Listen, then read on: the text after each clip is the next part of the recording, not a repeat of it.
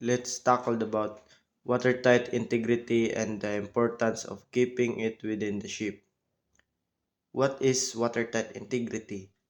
Water integrity refers to the ability of a ship's structure to prevent water from entering into other compartments.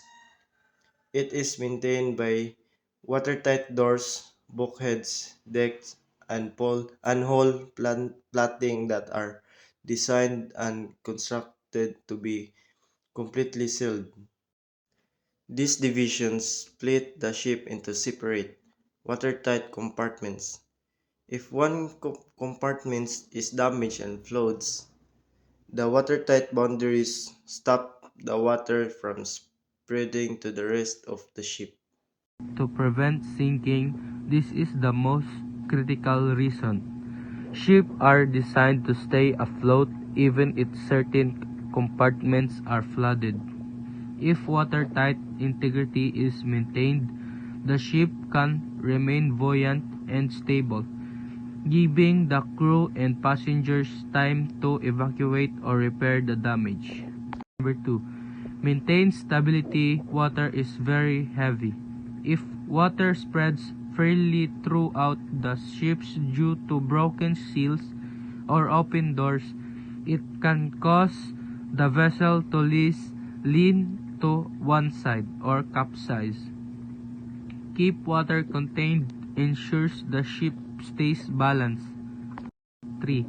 Contains damage in case of collision, grounding, or hull failure.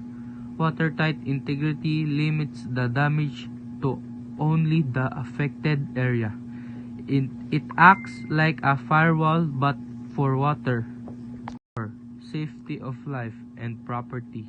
By preventing rapid flooding, it ensured there is enough time for safety procedures, launching lifeboats and saving lives and cargo.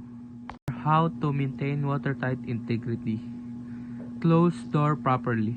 Watertight doors must be closed when not in use, especially during bad weather or when sailing. No unnecessary openings.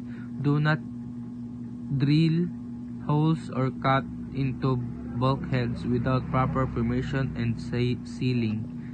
Next is check seals and gaskets. Regularly inspect rubber seals and locking mechanism to ensure they are tight and functional. Last is keep scuppers and plugs in place. Ensure that all openings are properly secured. The summary of our topic is watertight integrity is the ship's best defense against sinking. It is everyone's responsibility on board to ensure that watertight boundaries are respected and maintained at all times.